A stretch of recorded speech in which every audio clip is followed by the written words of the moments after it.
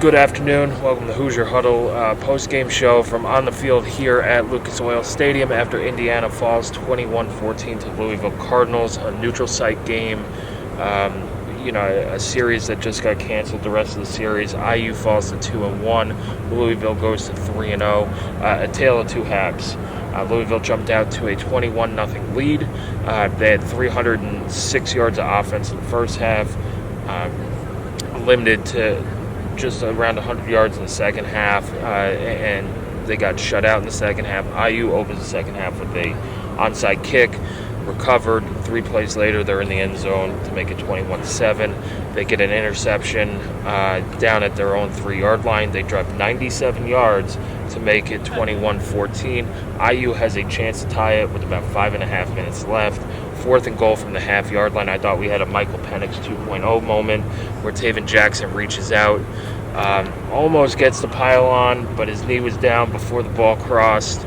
I know Penn State fans are going to not be happy at that with that call, but IU runs it up the middle on a dive on fourth and inches from the inch line and gets stuffed, and that was the ball game.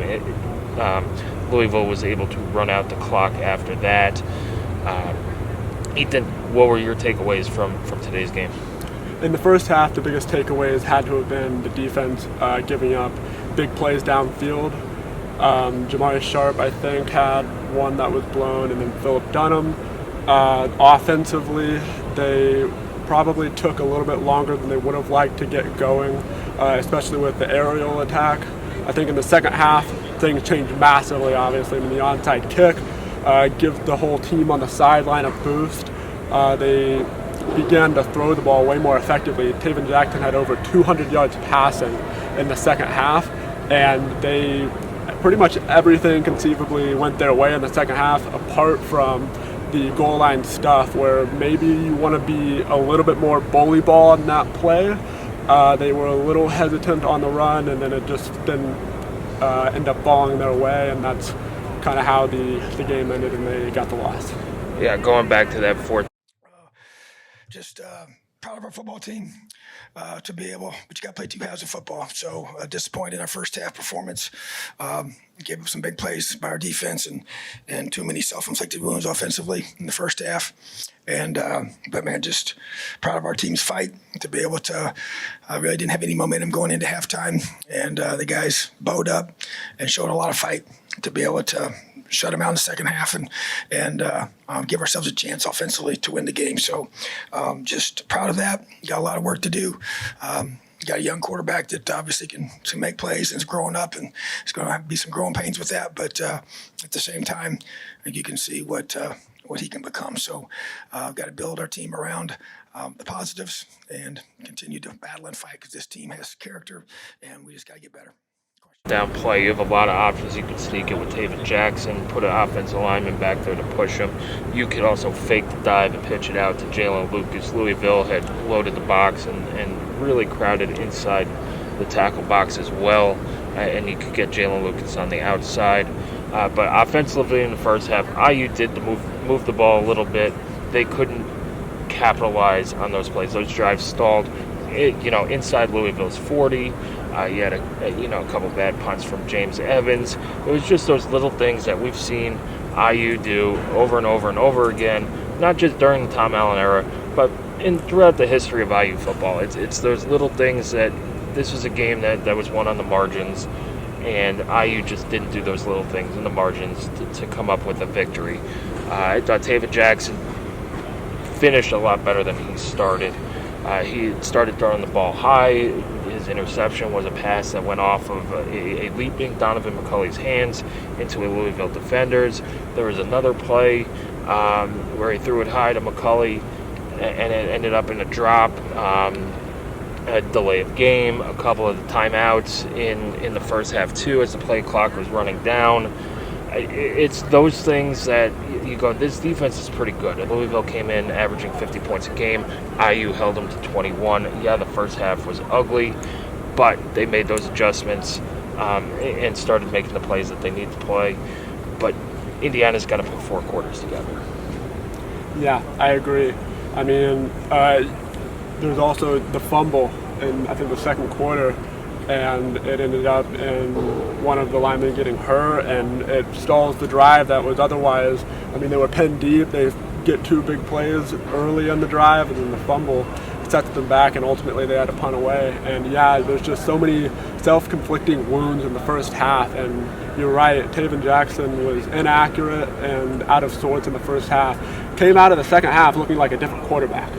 I mean, he came out of the second half, he's throwing 15-yard chunk plays, 20-yard chunk plays.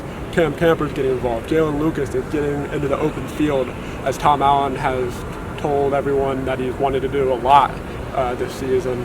And I mean, if you can just put that second half into 4 quarters of football, this team can make a bowl game.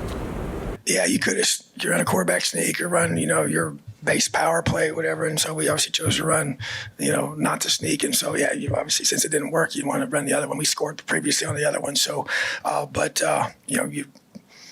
didn't work. So. Yeah, this was one of, as we said in the preseason, there were 7 toss-up games. IU needed to go 4-3 in them to get to that path to 6. Now you're sitting at 0-1. You have to go 4-2. It makes it just that much harder. This was a winnable game. Indiana was inches away from tying the game late in the fourth quarter, robbed of a chance to see if they would have gone for 2. Let's talk about the defensive line, too. One unofficial sack on Jack Plummer. It was an intentional grounding, but it looked like Andre Carter was held all game. Tom Allen commented it in his post-game press conference that he came in, his jerseys half ripped off and all of those things. But, the pressure on Jack Plummer wasn't there all game. He had plenty of time to throw, and when he did get a little bit of pressure, they escaped the pocket. And especially on that last drive, he had 2 or 3 big runs to get first downs to allow Louisville to melt that clock down. Yeah, so in the first half, you mentioned it, they struggled to get any sort of pressure with 4. And then if they did get pressure and forced a third down, instead of blitzing and playing aggressive, they pinned their ears back, and typically the ball would be thrown to the middle of the field for a completion and move the chains, or there'd be a quick screen that would get the first down.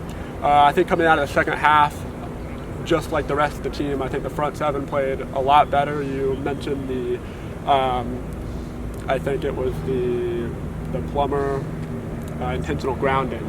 That really gave IU a chance to tie the ball game eventually. I think that the defense really has to put 4 quarters together, and I think the secondary and the front 7, they both have to mesh together if they want to get the toss-up games to start going their way.